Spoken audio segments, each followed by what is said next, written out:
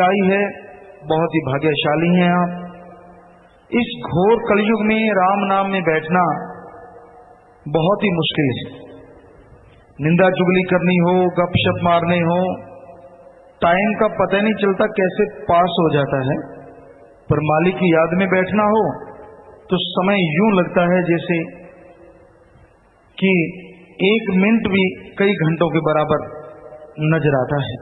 तो आप भाग्यशाली हैं जो सत्संग में चल के आते हैं, सुन के अमल कमाते हैं, अपने भाग्य बना लेते हैं। तो आप सबका सत्संग में पधारने का तहे दिल से बहुत बहुत स्वागत करते हैं। जी आया नो शामदीद कहते हैं, मोस्ट वेलकम।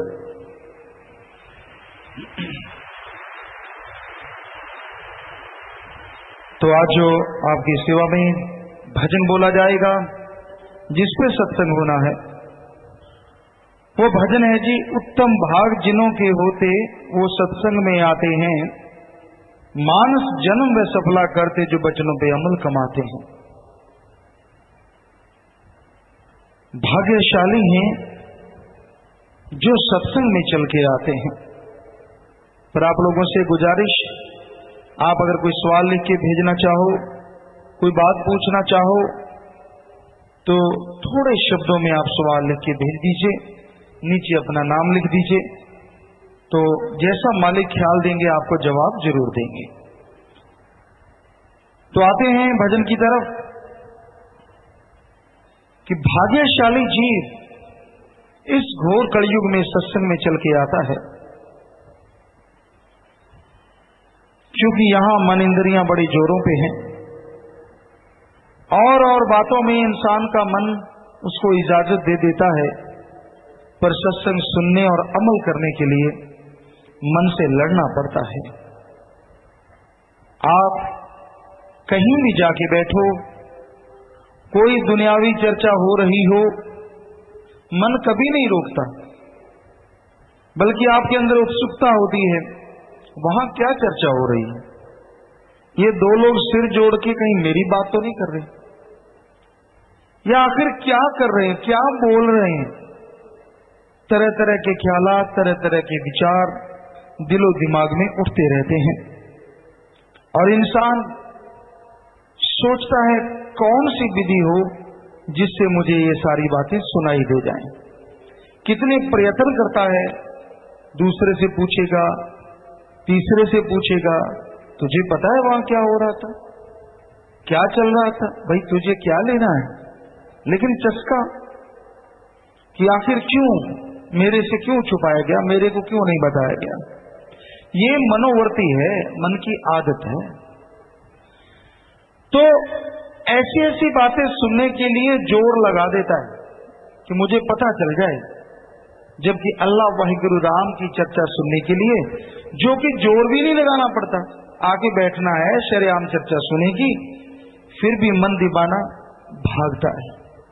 ना यार, क्या लेना है सत्संग में, क्या मिल जाएगा, कितना मिल गया तुझे।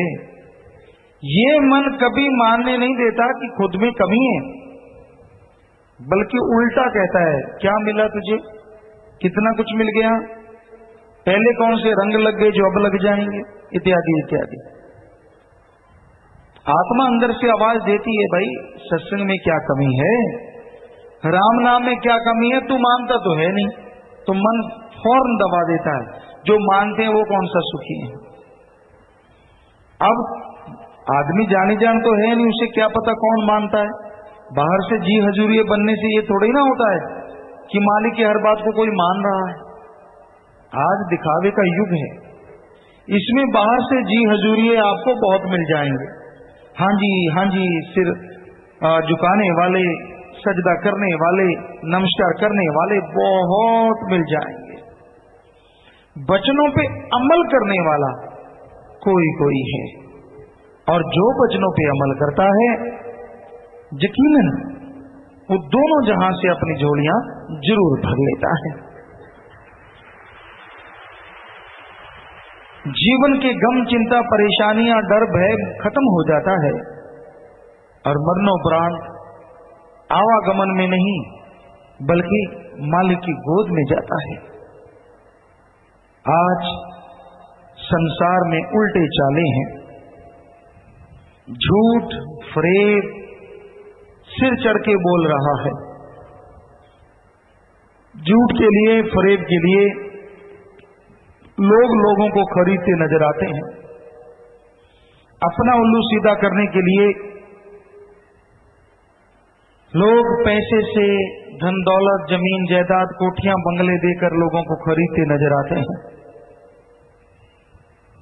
और आज संसार में भी लोग झूठ की बात ज्यादा सुनते हैं, सच की मानते नहीं, सच की सुनते नहीं।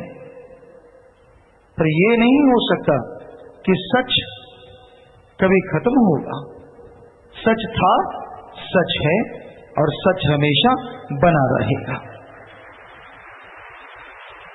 चाहे प्रलय आए, चाहे महाप्रलय, सत्य को नकारा नहीं जा सकता। बादल कितने दिन रहे, लेकिन सूरज को रोका नहीं जा सकता। सो कहने का मतलब झूठ फरेब कितने भी जाल बुन ले, पर वो राम नाम, अल्लाह वाहिगुरु मालिक का नाम हमेशा से चलता है, चलता था और चलता रहेगा। तो आज संसार के इस उल्टी चाले में, उल्टी चाल में जो जीव फंस जाते हैं, वो दुखी होते हैं, परेशान होते हैं। इसलिए आत्मा की सीधी चाल चलिए। सत्संग में संत आपको बताएंगे, संत आपको समझाएंगे। उन बातों को पकड़ लो और उस पर अमल करना शुरू कर दो। आप कैसे रह रहे हैं, किस तरह से रह रहे हैं, कोशिश कीजिए कि अच्छे बन के रहो। किसी का दिल न दुखाओ, क्योंकि एक दिल खस्ता रखें बाहू, ले 100 वरियां की इबादत हो। एक दिल अगर आप खुश कर लेते हैं तो 100 साल की बंदगी के बराबर है। और एक दिल दुखा देते हैं तो आप पापी महापापी बन जाते हैं। किसी का दिल न दुखाइए। जितना हो सके, जितना संभव हो, सबका भला सोचो और भला करो। जितना भला करोगे, मालिक आपका भला जरूर करेंगे। किसी की परवाही ना करो। तेनू यार नाल की, तेनू चोर नाल की, अपनी नवेड़ तेनू होर नाल की। कौन अवगुणी है, कौन गुणी है, इन चक्करों में ना पड़ो। आप अपने आप को सुधारो कि ठीक है, मैंने कोई गलत कार्य नहीं करना, मैंने नेकी भलाई के मार्ग पे चलना है। हालांकि ये मार्ग बड़ा ही कठिन है। इस पे चलने से लोग रोकते हैं, टोकते हैं, बुराइयां तरह तरह के हथकंडे अपनाती हैं। लेकिन यकीन मानो, जीत हमेशा सच्चाई भलाई की ही होती है। इसलिए भलाई का मार्ग त्यागो ना और किसी को बुरा ना कहो। किसी को बुरा कहने से आप अपना मुंह गंदा क्यों करते हैं? किसी को बुरा कहने से क्या मिल जाता है आपको? क्या सुकून मिलता है? क्या चैन मिलता है? कौन सी खुशी मिलती है? इसलिए किसी को बुरा ना कहिए, सबका भला मांगो, सबका भला करो। जितना हो सके मालिक से मालिक को मांगो,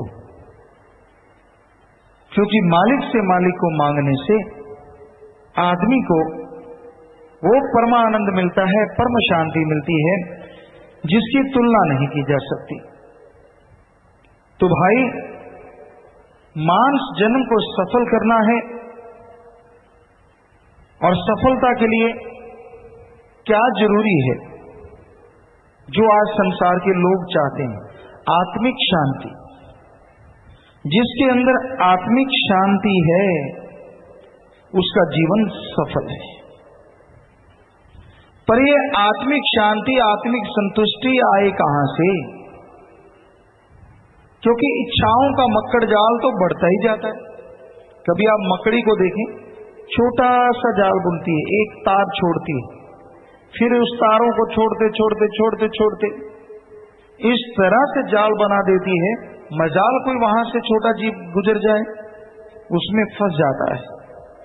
उसी तरह से आपका मन मक्कड़ जाल की तरह एक जाल बुनता है, जबरदस्त जाल, जिसमें आप उलझते जाते हैं। काम वासना का, क्रोध का, लोभ का, मोह का, अहंकार का, मन का, माया का, ये सारे धागे उसमें डाले जाते हैं। और जीव, आत्मा रूपी जीव, क्या मजाल कि उस जाल से निकल सके। आपके विचार बढ़ते जाते हैं, आपकी इच्छाएं बढ़ती जाती हैं। एक इच्छा मालिक पूरी कर दे तो और चल पड़ती हैं। तो इस तरह से लगातार इच्छाओं का मक्कड़ जाल जीव को अपनी गिरफ्त में ले लेता है और जीव बुरी तरह से तड़पता हुआ, व्याकुल, लाचार, सारी जिंदगी दुख उठाता रहता है। ऐसे लाचारगी की दशा देख के मालिक अपने फकीरों को, संतों को भेजता है। वो आके जीवों के मक्कड़ जाल रूपी काल के जाल को तोड़ने का तरीका बताते हैं। जैसे मकड़ी का कितना ही बड़ा जाल हो, आदमी छोटी सी बनछटी लेके यूं यूं हिला दे तो जाल सारा तहस नहस हो जाता है, खत्म हो जाता है। उसी तरह राम नाम की लाठी से, सुमरण परमार्थ की लाठी से काल के बुने जाल को तहस नहस किया जा सकता है। आत्मा काल के चंगुल से बच सकती है। इसलिए आप सुमरन के द्वारा, भक्ति के द्वारा, परमार्थ सेवा के द्वारा अपने मन के ख्यालों के जो जाल आपके अंदर बुने जा चुके हैं उनको तहस नहस कर डालो, उनका खात्मा कर दो। उनके खात्मे से आपको रिहाई मिलेगी, उनके खात्मे से आपको चैन मिलेगा, शांति मिलेगी और आप बेचैनी के आलम से आजाद हो जाएंगे। आप परम पिता परमात्मा की दया में रहमत के काबिल बन जाएंगे और धीरे धीरे आप आत्मिक शांति को हासिल कर लेंगे। समय लग सकता है लेकिन आत्मिक शांति मिलती जरूर है। आत्मिक शांति कब मिलती है या आत्मिक शांति की क्या दशा होती है? जब जीव के अंदर कोई गम, चिंता, टेंशन, भय ना रहे, निर्वय निर्भय हो जाए, किसी बात, किसी गाली गलौज का असर होना बंद हो जाए और सिर्फ अच्छाई, नेकी में ज्यादा ध्यान लगे, तो वो आत्मिक शांति है। आत्मा शांत, मन शांत सुमरन के द्वारा ही संभव है। और आत्मिक शांति से, मन की शांति से भयानक रोग कट जाते हैं। आदमी प्रभु की दया में रहमत के लायक बन जाता है। वो तमाम खुशियां उसे मिलती हैं जिसकी उसने कभी कल्पना भी नहीं की होती। इसलिए भाई, सुमरन से कभी भी जी ना चुराओ, जितना हो सके सुमरन किया करो। आपका नफ्स शैतान आप पे सवार नहीं होगा, आपको गलत ख्याल नहीं देगा। सुमरण करते रहोगे, आए हुए गलत विचार दबते जाएंगे, मन झुकता जाएगा, आत्मा बलवान होती जाएगी और आपको परम सुख, परमानंद मिलना शुरू हो जाएगा। अमल करना सीखो। जब तक जीव अमल नहीं करता, मालिक की दया में रहमत को हासिल नहीं कर सकता। सो अमल करो। संत जो बात कहें सुनो, विचारो और अमल करो। संतों के वचनों में राज होता है। वो जो भी बात या भगवान के वचन करते हैं उनमें तमाम खुशियां छुपी होती हैं। छोटा सा भी वचन अगर कोई मान लेता है तो जिंदगी खुशियों से भर जाती है। इसी पे आपको एक बात सुनाते हैं। एक समय की बात है, एक गांव में कोई संत आए। सांझी जगह जो होती है वहां आके वो संत रुक गए। धर्मशाला कह लें या जो भी नाम दिया जाता है। तो लोग सत्संग सुनने लगे, बड़ी चर्चा होने लगी। बाहर गांव के एक जमींदार का घर था। उसकी पत्नी को भी लगा कि संत आए हैं, बहुत ही अच्छे हैं। तो उसने अपने पति से कहा, जी आप जाके संतों के वचन ले आओ, संतों के वचन बेड़ा पार कर देते हैं। वो कहने लगा, मैं नहीं जाता, मुझे तो डर लगता है, संतों का कोई भरोसा नहीं होता, क्या पता कौन सा वचन निकाल दें और जो वचन निकल गया फिर मुड़ता नहीं। संत मोड़े तो मोड़े, वरना जैसे कमान से छूटा तीर काम कर जाता है, वो करे ना करे संतों का वचन काम कर जाता है। तो वो जाट कहने लगा, जमींदार मैं नहीं जाता, मुझे तो डर लगता है।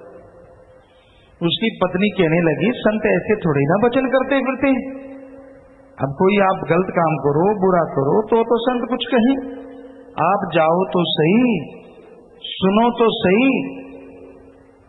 तो भाई जैसे तैसे उस जमींदार को समझाया और उसने सुना और संतों की सत्संग में जाने के लिए तैयार हो गया।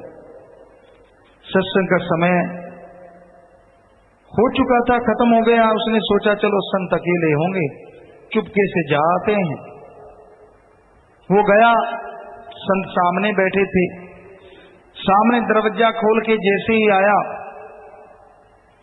अंदर कदम रखा तो संतों ने वहीं से, क्योंकि उनकी ऊंची आवाज थी, पूछा, आओ जी कैसे आए। वो डर गया जमींदार, कहता मैंने पहले कहा था मुझे मत भेज, मानती नहीं, इतनी शेर जैसी आवाज, क्या पता क्या कहेंगे। उसने सोचा शायद कोई और होगा। उसने इधर उधर निगाह मारी, संतों ने दूसरे वचन कर दिए, इधर उधर क्या देख रहे हो, अब तो सिट्टी पिटी गुम हो गई, भाई गड़बड़ हो गई, ये तो मुझे कह रहे हैं। वो घूमा और भागने को तैयार हुआ। संतों ने तीसरे वचन कर दिए, चल दिए, दे तेरे की खींच दी रफ्तार। घर आके सांस लिया, कहने लगा बड़ा बचा। वो कहने लगी, जी वचन ले आए, कहता ले आया, आगे से नहीं जाऊंगा।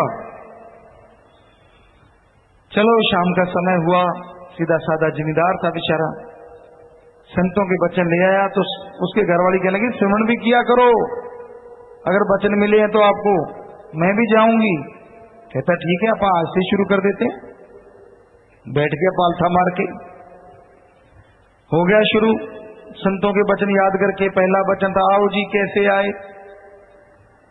दूसरा वचन था इधर उधर क्या देख रहे हो, तीसरा चल दिए, देख तेरे की रट्टा, आओ जी कैसे आए, इधर उधर क्या देख रहे हो, चल दिए, देख तेरे की रट्टा लगा दिया जी, ऊंची ऊंची आवाज।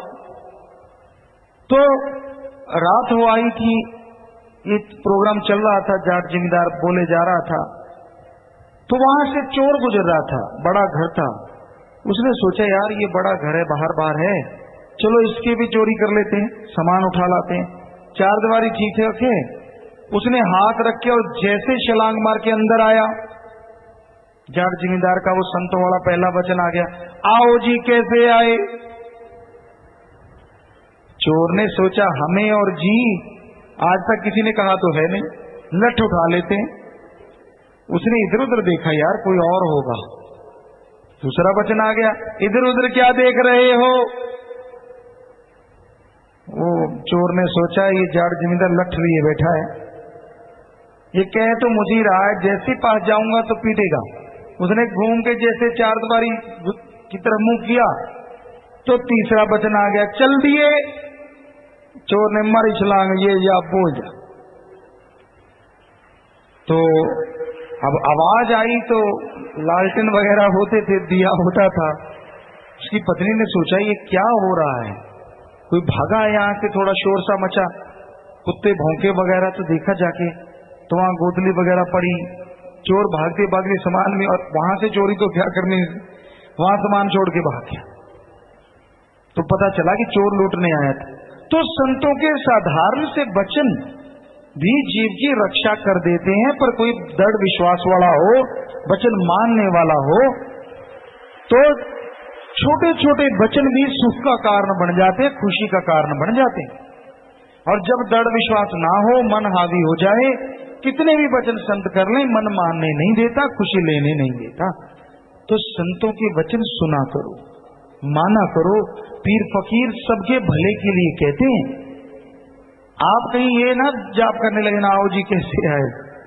आपको तो जो गुरु मंत्र बताया गया है, सुमन करने का तरीका बताया गया है, उसका जाप करना है।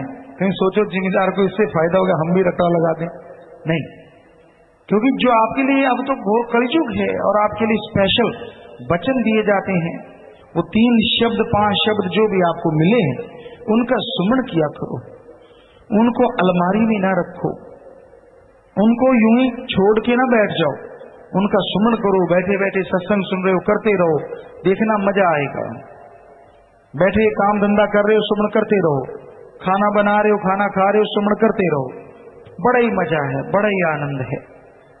तो संत पीर फकीर जो बात कहते हैं, सुन के जो जीव अमल कर लेते हैं, उनकी झोलियां दया में रहमत से माला माल जरूर हो जाया करती हैं। तो सत्संग में आना इसलिए जरूरी है क्योंकि सत्संग में संत वचन करते हैं, जीवों को राह दिखाते हैं, चलना सिखाते हैं, अमल करना सिखाते हैं।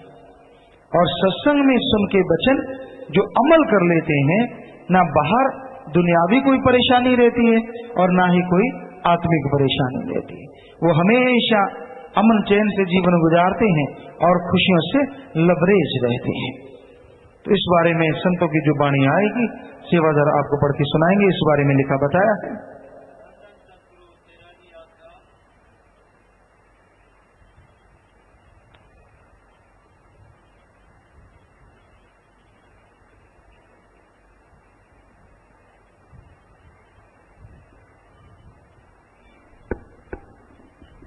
धन धन सतगुरु तेरा ही आसरा, दारू पूरा बिन परहेज से असर जैसे नहीं कर सकता। अमल ना हाथ से करें अगर, काम नहीं कोई कर सकता। धूल नहीं मिलती संत जनों की अगर मन सत्कार नहीं। ज्ञान कभी नहीं दिल में टिकता अगर गुरु पर इतबार नहीं। ज्ञान तो तभी आप समझेंगे अगर एतवार है, विश्वास। किसी डॉक्टर पे आपको विश्वास ना हो, जितनी मर्जी दवा ले लीजिए, फायदा नाम मात्र होगा। क्योंकि आपकी आत्मा और आत्मविश्वास ने मानने से इनकार कर दिया कि ये मेरा फायदा नहीं कर सकता। फायदा होते हुए भी आपको फायदा नहीं लगेगा। तो संतों पे अगर दृढ़ विश्वास है, दृढ़ यकीन है, तो उनके हर वचन आपके दिलो दिमाग में बैठते जाएंगे, आपको अच्छे लगेंगे, और जैसे आप अमल करेंगे तो अच्छाई का रिजल्ट आपको मिलना शुरू हो जाएगा। तो भाई साथ साथ भजन चलेगा, साथ साथ आपकी सेवा में अर्ज करेंगे। और आपके अगर कोई सवाल हैं तो जो आएंगे, जैसा मालिक ख्याल देंगे जवाब देंगे। हाँ जी, चलिए भाई।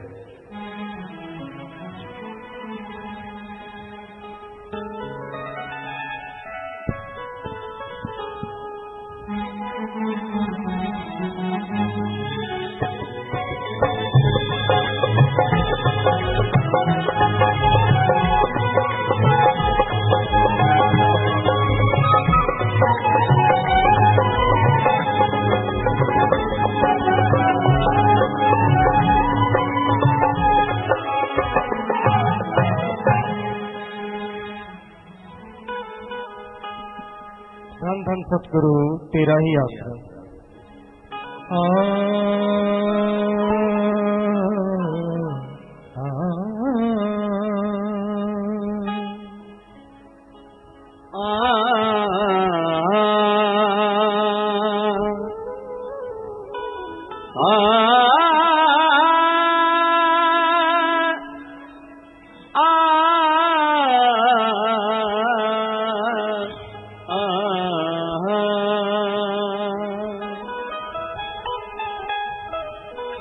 कबीरा संगत करिए साथ की,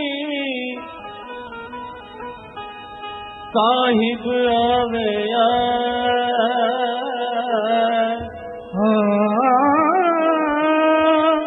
कबीरा संगत करिए साथ की, साहिब आवे यार। लेखे में साई गड़ी, बाकी बात विवाद। लेखे में शाही घड़ी, बाकी बात विवाद। लेखे में शाही घड़ी घड़ी, शाही घड़ी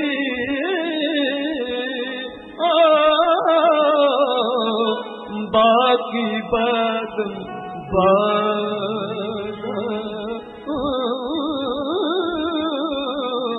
बाकी बात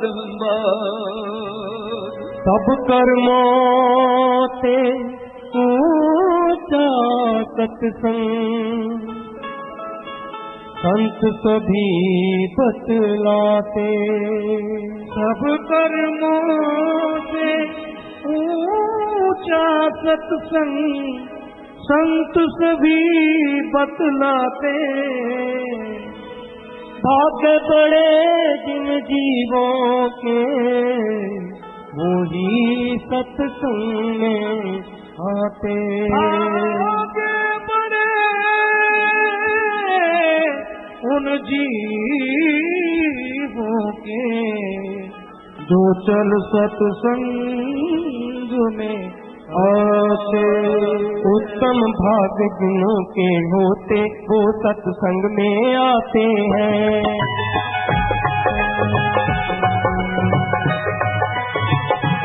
उत्तम भाग्य जिनों के होते, वो सत्संग में आते हैं। उत्तम भाग्य जिनों के होते, वो सत्संग में आते हैं। मानस जन्म वो सफला करते, जो वचनों पे अमल कमाते हैं। मानस जन्म वो सफला करते, जो वचनों पे अमल कमाते हैं। उत्तम भाग्य जिनों के होते, वो सत्संग में आते हैं।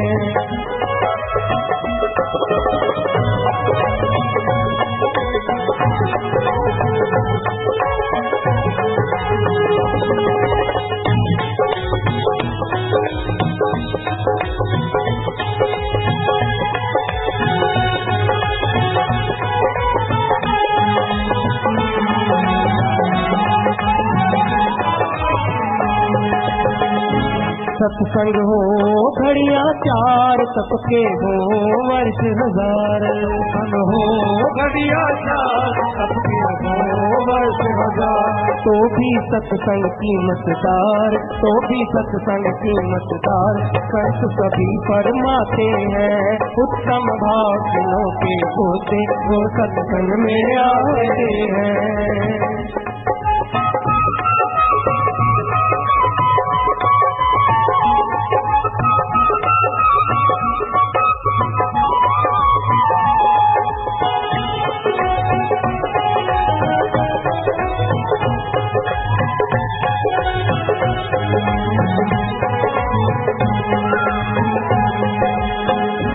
सत्संग जैसी वस्तु न पाई, मन मलिन करे सफाई।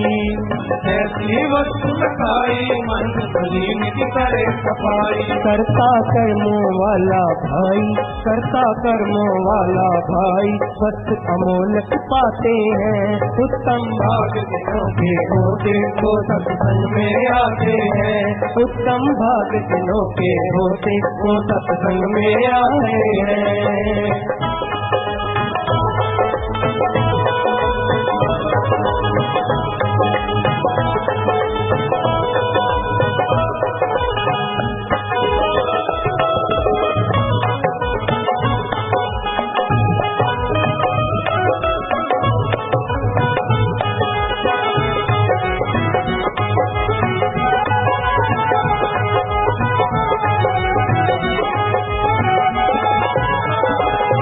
सत्संग महिमा अगम अथाई सभी संतों ने बतलाई। सत्संग महिमा अगम अथाई सभी संतों ने बतलाई। मूर्ख लोगों ने कदर न पाई, मूर्ख लोगों ने कदर न पाई। व्यर्थ जन्म गवाते हैं, उत्तम भाग जिनों के होते वो सत्संग में आते हैं। मानस जन्म बतला करते जो वचनों पे अमल कमाते हैं।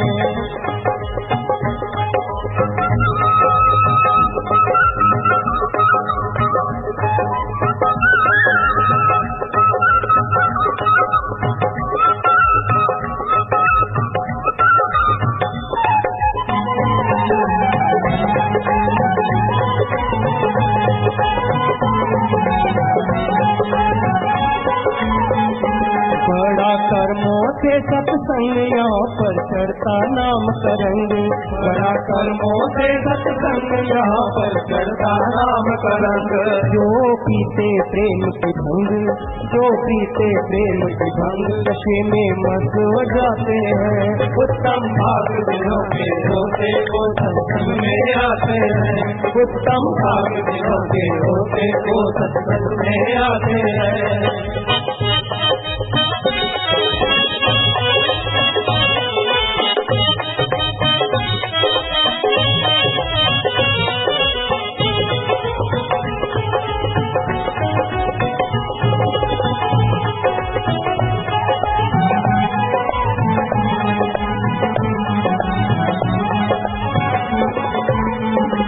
ऐसा कर्म नजर न आए जो काम आत्मा के आए।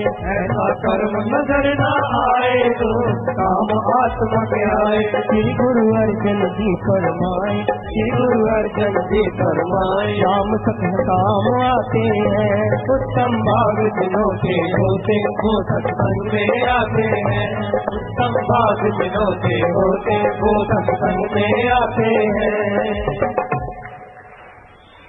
भजन के शुरू में आया जी, सत्संग हो घड़ियां चार, तब के हों वर्ष हजार, तो भी सत्संग की मजदार संत सभी फरमाते हैं। सत्संग का जो फल है वो कहने सुनने से परे है। सत्संग में जीव आए, ध्यान से सुने, कहीं अमल कर ले तो मालिक की प्राप्ति हो सकती है। जो हजारों साल पहले लोग तपस्या करते तो भी मालिक के दर्शनदार के काबिल जल्दी से ना बन पाते। सत्संग का फल जबरदस्त है। सत्संग सुन के जिसने अमल कर लिया उसने अपना जीवन सफल कर लिया। इंसान सोचता है सफलता तो बहुत लोगों को मिलती है, कोई शक नहीं। आज संसार में झूठ, छल, कपट, फरेब करने वाले टॉप पे हैं। बहुत लोग ऐसे हैं जो छल कपट के सहारे ही जीवन में दुनियावी तौर पे ऐशो आराम कर रहे हैं, मजे लूट रहे हैं। हालांकि उनका राम नाम से दूर दूर तक कोई वास्ता नहीं, पर उन लोगों से वास्तविकता पूछो तो आत्मिक शांति के बिना वो भी कोरे हैं। कभी कोई टेंशन, कभी कोई चिंता। जितना बड़ा इंसान उतनी बड़ी टेंशन। तो कई तरह की चिंताएं, परेशानियां उनको भी घेरे रखती हैं। सत्संग सुन के नाम का सुमरन जीव करे, अमीर चाहे गरीब, जो भी अमल करेगा उसका बेड़ा पार हो जाएगा। वो जीवन में आत्मिक शांति हासिल करेगा, परमानंद की प्राप्ति करेगा। परमानंद किसे कहते हैं? दुनिया में आपको कोई भी चीज पसंद है, या मान लीजिए आपको कोई स्वाद, जीभा का, इंद्रियों के भोग विलास का, इनमें से कुछ भी सबसे ज्यादा अच्छा लगता है, या इनमें से किसी में सबसे ज्यादा आपको आनंद आता है, मजा आता है, लज्जत आती है। क्योंकि हर किसी का टेस्ट अलग अलग है, हर इंसान को कुछ ना कुछ अलग अच्छा लगता है। तो दुनिया में जो भी चीज आपको सबसे ज्यादा अच्छी लगती है, अगर आप नाम का सुमरण करें और परमानंद की जो प्राप्ति होगी, वो परमानंद मालिक के प्यार मोहब्बत धुन का थोड़ा सा भी मजा आपके दुनिया में जो सबसे ज्यादा आपको पसंद है, उस मजे से अरबों खरबों गुना बढ़ के मालिक के नाम का धुन का मजा है। दुनियावी मजा क्षणिक है, आनंद थोड़ी देर के लिए है, थोड़े समय के लिए है। उस आनंद के लिए आप पागल हुए रहते हैं। लेकिन मालिक का जो परमानंद है, लाखों करोड़ों गुना बढ़ के तो है ही है, और रहता भी परमानेंटली, हमेशा बना रहता है। इसलिए संत कहते हैं कि सत्संग का फल बढ़ चढ़ के इस बारे में लिखा बताया है। करोड़ों कर्म धर्म नाम की बराबरी नहीं कर सकते। बाहर वाले साधन, तीर्थ यात्रा, पुण्य दान, रोजे जकात, यज्ञ आदि अनेकों क्रिया उस तक नहीं पहुंच सकती। नाम की कमाई ही सबसे ऊंचे आत्मक मंडलों में पहुंचाने वाली है। इसके अलावा और कोई साधन नहीं है। सत्संग जैसी वस्त न काई, मन मलिन की करे सफाई, करता कर्मों वाला भाई बस अमोलक पाते हैं। सत्संग जैसी वस्तु, सत्संग जैसी चीज संसार में कोई दूसरी नहीं है। आप बिजनेस व्यापार करते हैं, पहले पैसा लगाते हैं, फिर मेहनत करते हैं, और फिर जाके डर बना रहता है कि जो बिजनेस किया है, जिस पे पैसा लगाया है, वो वापस आएगा भी या डूब ना जाए, कहीं लुट ना जाए, बर्बाद ना हो जाए। तो आप सत्संग में जब आते हैं, कोई पैसा नहीं लगाना पड़ता। बिना पैसे के राम नाम का आपको धन मिल जाता है। कमाई तो करनी पड़ेगी। दुनिया में जैसे आप कमाई करते हैं, कोई पता नहीं लाभ हो या घाटा पड़े, पर अगर राम नाम बिना दाम के अगर आप ले लो और उसकी कमाई करो अल्लाह वाहिगुरु के नाम की, हम आपको गारंटी देते हैं 100% आपको फल मिलेगा ही मिलेगा, लाभ होगा ही हो। तो कर्ता कौन है? कोई कर्मों वाला, कोई नसीबों वाला इस घोर कलयुग में राम नाम की कमाई करता है। हालांकि बड़ा ही आसान है। मालिक का नाम लिया, कुछ शब्द हैं, उनको जीवा के द्वारा, ख्यालों के द्वारा अंदर ही अंदर घुमाना है, बस रिपीट करना है, कोई मुश्किल नहीं। लेकिन मुश्किल है, परेशानी खड़ी हो जाती है। मन जब तरह तरह के सवाल खड़े कर देता है, अपनी कमियां को नजरअंदाज करता हुआ मन जीव को और कामों में आगे बढ़ने के लिए प्रेरणा देता है। तो भाई, मन का सामना भी सुमन के द्वारा ही संभव है, और नहीं कर सकते। वो ऐसा तीर अंदाज है मन जाली, एक एक तीर ऐसा छोड़ता है जो निशाने पे लगता है। यानी आपको ऐसा ख्याल देता है, आप चारों खाने चित्त हो जाते हैं। आपको लगता है जो मन कह रहा है वो सही है। चाहे संत समझा लें, कितनी भी बात करें, कितनी भी चर्चा सत्संग में करें, मन मानने नहीं देता। मन अड़ गया तो अड़ गया, अड़ी का पक्का है। तभी बार बार सत्संग सुनो। क्या पता कब आपकी जीवात्मा जाग जाए, क्या पता कब आपकी आत्मा की शक्ति बढ़ जाए, मन दब जाए और आप मालिक की दया में रहमत के काबिल बन जाएं, अंदर बाहर से माला माल हो जाएं। क्या भरोसा। इसलिए बार बार सत्संग सुनना जरूरी है। सत्संग महिमा अगम अथाई, सभी संतों ने बतलाई, मूर्ख लोगों ने कदर न पाई, वृथा जन्म गवाते हैं। सत्संग की महिमा तो अपरंपार है, कहने सुनने से परे है, पर जो मन के पीछे मूर्ख हो जाते हैं, बेपरवाह जी फरमाते हैं, मूर्ख लोगों ने कदर न पाई, वो कदर नहीं पाते सत्संग की, व्यर्था जन्म गवाते हैं, व्यर्थ जन्म गवा देते हैं। इस बारे में लिखा बताया है, जीव जगत अंदर मना जन्म पाकर, काज अपना तुद संवार्या ना, एक घड़ी ना बैठकर नाम जप्या, फर्ज अपना मूल विचार्या ना, काम क्रोध मोह लोभ अहंकार ताई, साथ नाम तलवार के मार्या ना, व्यर्थ जन्म हो जावती विषण दासा, पूरे संतों से नाम जेकर धार्या न। कि वो लोग जो मालिक का नाम जपते हैं वही मालिक को पा सकते हैं, जो चल के सत्संग में आते हैं वही अमल कर पाएंगे। और सत्संग में कौन आता है? एक तो खुद मुख्तियारी का जो फायदा उठाते हैं, अपनी सोच समझ से मालिक से प्यार हो गया, सतगुरु मौला से प्यार हो गया, सोच समझ के चल के आते हैं। और दूसरा, धर्मों में सबसे बड़ा कारण बताया है, जिन पे कृपा राम की वो चल सत्संग में आए। जिस पे राम अल्लाह वाहिगुरु की दया मेहर होती है, कोई ना कोई बहाना बन जाता है, कोई ना कोई बड़फेर पाके उसे सत्संग में आना ही पड़ता है। जिसने पहले कभी जीवन में सोचा ही नहीं होता कि मैं सत्संग सुनूंगा, उसे भी कभी न कभी किसी न किसी बहाने उसके संस्कार, प्रभु की दया मेहर उसे सत्संग में लेके आती है। तो भाई, सत्संग की कदर करो। सत्संग की जो कदर करते हैं उनकी कदर दोनों जहान में पड़ जाया करती है, और सत्संग को जो बेकदरा कर देते हैं वो खुद दोनों जहां में बेकदरे बन के जीवन गुजारते हैं। तो आपके सवालात आ गए होंगे, जैसा मालिक ख्याल देंगे जी वैसा आपको जवाब देंगे। हाँ जी, चलिए।